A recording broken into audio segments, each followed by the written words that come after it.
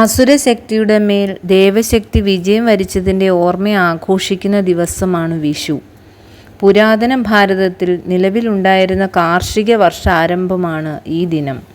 കേരളത്തിൻ്റെ കാർഷികോത്സവമായ വിഷു ആഘോഷം മേടം 1-നാണ് ആഘോഷിക്കുന്നത്. തുല്യമായത് എന്നർത്ഥമാണ് വിഷു എന്ന വാക്കിന്. രാവും പകലും തുല്യമായി വരുന്ന ദിവസമാണ് മേടം 1. രാശിചക്രത്തിലൂടെയുള്ള സൂര്യൻ്റെ സഞ്ചാരപഥത്തിൽ കഴിഞ്ഞ 1000 കൊല്ലത്തിനിടയിൽ സംഭവിച്ച വ്യതിയാനങ്ങൾ മൂലം ഈ തുല്യമായ ദിനം ഇപ്പോൾ മീനമാസത്തിലാണ്. എന്നാൽ ആഘോഷത്തിൻ്റെ പാരമ്പര്യം തുടർന്നുകൊണ്ട് നമ്മൾ ഇപ്പോഴും മേടം 1 തന്നെ വിഷുവായി ആഘോഷിക്കുന്നു. ഒരു രാശിയിൽ നിന്നും മറ്റൊരു രാശിയിലേക്കുള്ള സൂര്യൻ്റെ പ്രയാണത്തെയാണ് സംക്രാന്തി എന്ന് പറയുന്നത്. ഏറ്റവും മഹത്തായ സംക്രാന്തിയാണ് വിഷുവിന് തലേരാത്രി. അതിനാൽ വിഷു ആഘോഷം രാത്രിയും പകലും നീണ്ടു നിൽക്കുന്നു. രാശിയിൽ മാറ്റം ഉണ്ടായിട്ടുണ്ടെങ്കിലും വിഷു ആഘോഷത്തിനായി മാറ്റമില്ലാതെ ഒരു അത്യാവശ്യ കാര്യം പ്രകൃതി നിലനിർത്തിയിട്ടുണ്ട്: കണിക്കൊന്ന പൂക്കൾ. കണിവസ്തുക്കളിൽ പ്രധാനപ്പെട്ടതാണിത്.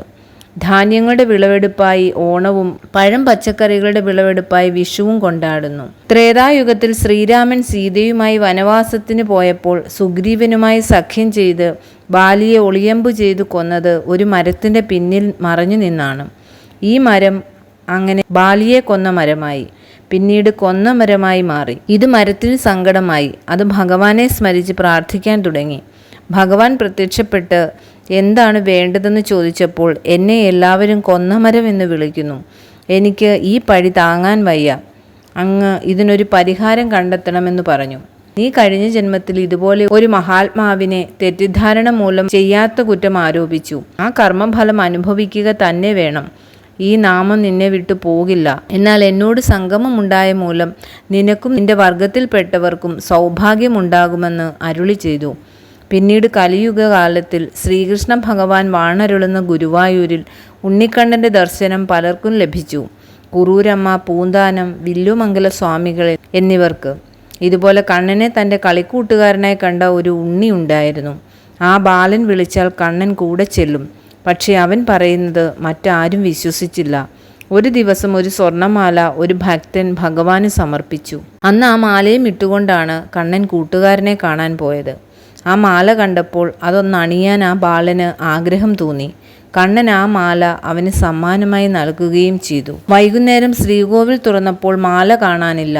അന്വേഷണമായി. അങ്ങനെ അവസാനം ആ ബാലൻ്റെ കൈവശം മാല കണ്ടെത്തി. കണ്ണൻ തനിക്ക് സമ്മാനിച്ചതാണ് ആ മാല എന്ന് പറഞ്ഞിട്ട് ആരും വിശ്വസിച്ചില്ല.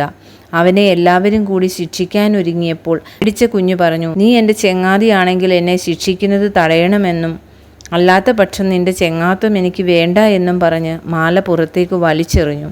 അത് ചെന്നു വീണത് പുറത്തു നിന്നിരുന്ന ഒരു കൊന്ന മരത്തിലാണ്. അപ്പോൾ ആ മരം മുഴുവൻ സ്വർണ്ണവർണ്ണ നിറമുള്ള പൂക്കളാൽ നിറഞ്ഞു. അപ്പോൾ ശ്രീകോവിലിൽ നിന്ന് ഒരു അശരീരിയും കേട്ടു. ഇതെൻ്റെ ഭക്തനാണ്, ഞാൻ നൽകിയ നിയോഗമാണിത്. ഈ പൂക്കളാൽ അലങ്കരിച്ച എന്നെ കണി കാണുന്നവർക്ക് സർവ്വവിധ ഐശ്വര്യവും ഉണ്ടാകുമെന്ന് പറഞ്ഞു. അന്നു മുതലാണ് കണിക്കൊന്ന പൂവിന് ഇത്രയും പവിത്രതയുണ്ടായത്.